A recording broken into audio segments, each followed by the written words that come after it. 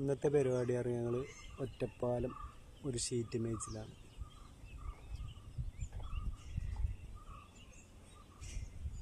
അത്യാവശ്യം വലിയ ഷീറ്റ് മേച്ചിലാണ്. പക്ഷെ ഇപ്പോഴത്തെ പ്രകൃതി ഭംഗി ഒരു രക്ഷയില്ല.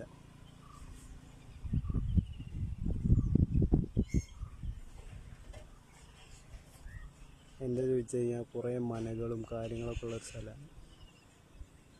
കുറേ ചെറിയ ചെറിയ മനകളൊക്കെ ഉണ്ടിട്ട് ഈ കാടിൻ്റെ ഉള്ളിൽ കൂടെയൊക്കെ.